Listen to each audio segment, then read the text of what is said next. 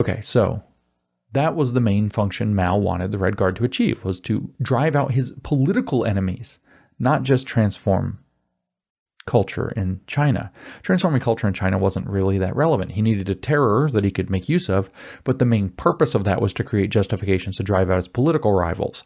And the woke are playing a dangerous game if they think that this isn't where they're going, because it absolutely is. Especially the white woke. Best of luck to you guys. So anyway, to carry on. With its primary functions achieved, Mao declared the Red Guard was turning too far left and was too radical. And so he had the People's Liberation Army put them down. That was his army, by the way. By late 1968, the Red Guard movement had been completely suppressed, with many of its participants killed by the government they had supported into power and most of the rest sent to the peasant countryside to be re-educated through farm labor in brutal, primitive conditions. The woke change agents of today should take note of this fate because they are the Red or Rainbow Guard of the Western cultural revolutions. So that's what intersectionality is. Intersectionality is a meta-system meant to yoke together all of the various identity categories to create a functional pressure pump from bad identities to radicalized good identities. That is, intersectionality is Maoism. Put another way, intersectionality is a system for achieving what Mao referred to as the, quote, correct handling of contradictions among the people. See, the feminist movement is too white and needs critical race theory, a contradiction among the people that must be handled. The Black liberation movement was too patriarchal and needed feminism, a contradiction among the people that needed to be handled, and there was your birthplace of intersectionality. Feminism is too trans-exclusionary and needs to be physically beaten by men in dresses and humiliated through campaigns to erase womanhood and motherhood completely, because it's a contradiction among the people. Enemies of the people, say good whites, need to be suppressed, struggled, and criticized until they do better or get canceled from professional society. Another contradiction among the people that needs to be handled. So those are the remarks that I wanted to give about the history, by the way, of intersectionality. Intersectionality is Maoism. Maoism is brutal.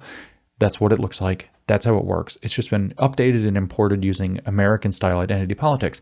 But I ended my remarks and I ended this essay both with a note to young woke people. I spoke to the woke people directly. They laughed at me, they jeered at me, but I don't care because I'm right and they needed to hear it. So I started off this way. I said, I think you'll find what I have to say to you mostly incomprehensible, but you need to hear it. See, the problem is nobody's telling these kids the truth. Their teachers are lying to them or distorted themselves. The professors are, their administrators are, a lot of their parents did, almost all their peers are. Nobody's telling them what they're actually involved in and what's actually coming. And I just think people need to hear the truth. And so this is what I had to say to the woke people, put better than I could do it on the spot while I was getting jeered at and yelled at and booed and laughed at. By the way, I got the wokes to cheer for Mao.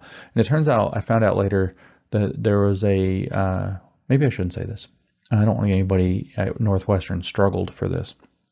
So I guess I won't say that part. So I'll leave that out. But I got them to cheer for Mao, and it was disgusting. And it was noticed that it was disgusting.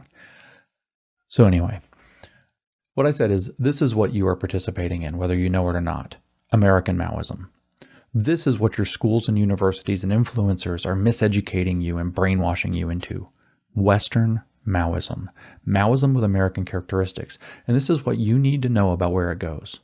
The whole philosophy is based upon the formulations of Hegel's vision for how to move history to its intended end, the right side of history. And what Hegel said about you, not it, you, is this. History uses people and then discards them. Let me say it again. Listen, woke people, your movement is this. History uses people, that's you, and then discards them. It's also the reactionaries. It uses both sides, by the way. It uses people to create clashes and conflicts that will be synthetically resolved. But the people are just cannon fodder for the movement of history. History uses people and then discards them. That's Hegel's view of people's role in the broader movement of history. And history kind of works like a deity that needs to, it's sort of literally a very hermetic thing. We're not getting tangential in this, but the man's job is to have these conflicts and clashes so that he can complete history, at which point utopia arrives. By the way, Hegel was rather heretical, but he was a Christian theologian in this capacity is deeply heretical. Christians wouldn't recognize him, but he was actually a Christian theologian. So what you're actually participating in is a twisted Christian eschatology. But anyway, as a movement, back to the woke people, as a movement, woke believes itself to be the movement of history. The woke movement believes itself to be the movement of history. History is using you as a woke person to move itself. It will discard you. You know how everything in woke philosophy is so-called temporal and spatial and, most importantly, contingent? So are you. You are a contingency for the woke movement. You have your time until you don't. When you become useless or a hindrance to the movement of history, you will be discarded. Every Marxist and Hegelian movement in history has proceeded in this way, and this one will not be different, so I wish you luck with that. What you need to understand about the people you've been trained to see as your, quote, enemies, or transphobes, racists, fascists, homophobes, or whatever else it is, that most of the people you think are, is that they are not those things at all. You've been trained to hate, just like Mao trained his students to hate, allegedly in the name of stopping hate. These people you hate are by and large trying to warn you, not trying to uphold oppression. And now what you need to know about the people in the movement you're supporting, including your friends in this movement, is that you are less than disposable to them. Contingent barely covers it. The woke movement pretends to care about you, or worse, quote, people who look like you, but it does not.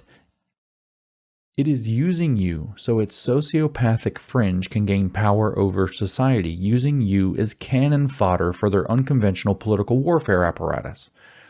Instead of living your life, growing, learning, preparing a future, you're doing activism for them, and they will discard you. Will discard you. You are worse than disposable to them once you get power. You're actually a problem. You're being trained by this movement to be a destabilizer. That's what all this disrupt and dismantle stuff is about. They need to disrupt the existing system to install a new one. Their intention is to establish a perfectly stable system with them, not most of you, on top of it. And people trained and brainwashed to be destabilizers are a problem in such a system. Mao said that himself too.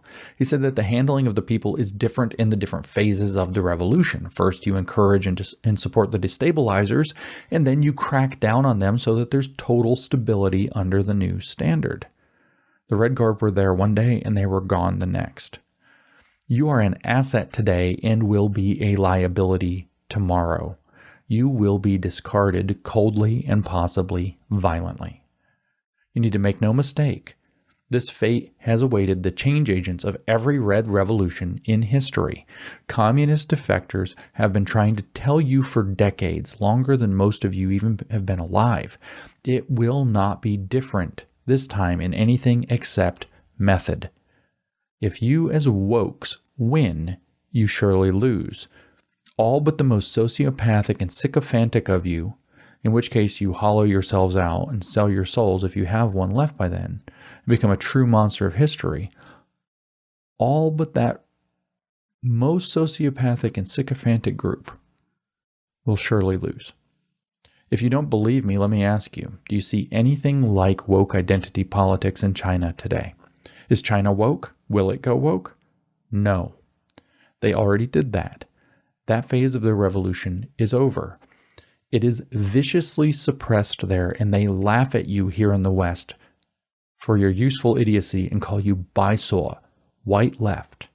They know what you are and how misinformed and misguided you are. Their operatives attempt to stoke these fires and use you because you are strategically useful to their anti-American aims, which you may foolishly share. In China, however, they're openly encouraging patriarchy and masculinity. They're racially ruthless. They stamp out homosexuality. Why? They did intersectionality already, got what they wanted out of it, and discarded it and its change agents in favor of power. That's your future too. Look at the screen, scan your face, and smile for the government, and don't you dare signal in any way that you think anything you shouldn't be thinking. You have been falsely convinced that you're the protagonists in a vast morality play called, quote, the arc of history, and that you're, quote, bending it toward justice.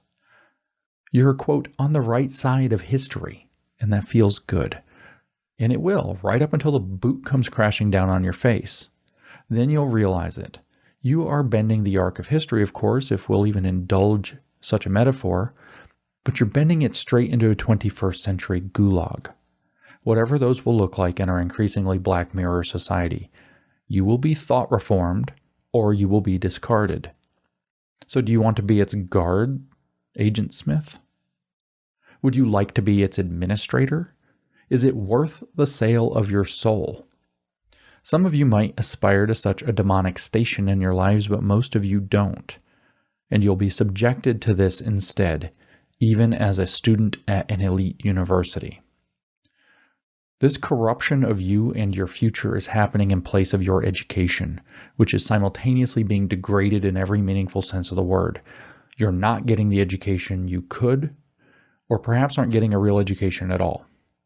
And you're not learning to be informed, independent adults who can answer questions about reality and navigate it successfully.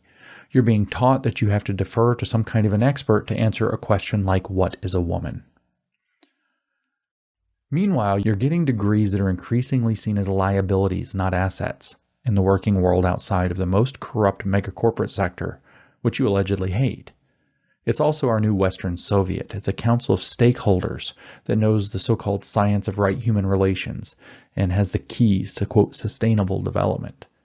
Employers are increasingly suspecting you're probably woke, radically leftist, entitled, unlikely to work hard, likely to create a hostile working environment, underskilled, and likely to sue if you're fired, even on perfectly solid grounds. And they are right.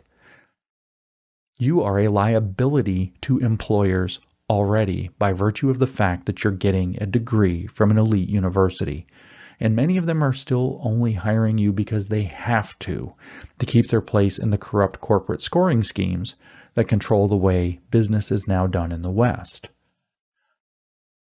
If that gives way, who are you? If it succeeds and you participate in it, what are you? Let me give you the answer, kids. Fascists. Make no mistake, if this system loses, you lose because your university tried to make you change agents and global citizens instead of educated adults. If the system wins, you lose because you know too much and are too big of a problem. Your only option will be to sell your soul to it, and how much is that worth to you? You think I'm kidding? Mao said, quote, not to have correct political opinions is like not having a soul. Think about that and what it's costing you, whether you participate in it or cower against it. Doesn't that ring true, though? Your soul, that's what you're sacrificing. So, why you? Well, bad luck. Because you happen to be at the age you are at the very worst time in Western history to be the age you are. And because many of you come from wealth and status and other resources the system covets and requires to succeed. You see, they're not really against privilege. They just want to redistribute it and repurpose it, and you have lots of it that they can steal and make use of. They need those resources. They also need your They also need your enthusiasm and your zeal. They need your impressionable minds. They need the future citizens and future leaders, but history uses people and then discards them. They don't need you for long, and they only need you for specific purposes, and then you will be corrected or discarded unless you choose to come off worse by selling out to it. And most of you can't. My message to you about intersectionality is simple. You need to know what you are really involved in. Stop participating, deprogram yourself and your friends, and start fighting for the blessings of liberty that allowed you to have the privilege to think in this way in the first place. You can and might lose it. The first generation in American history to face the loss of liberty, and you're enslaving yourselves. So-called liberation movements are lies. Mao called his army, the same one he dispatched to destroy your counterparts in the Red Guard, the People's Liberation Army, for a reason. You need to fight for liberty. Your chains that you think you need liberation from are forged by frauds and locked only in your heads. The oldest recorded cautionary tale in human history, the story of the serpent And Eve, in the 3rd chapter of Genesis, warns you about false liberation. Whether you are religious or not, what they call liberation is a destructive lie. But it is true that you are the future, and that your choices matter, and that you need to choose better.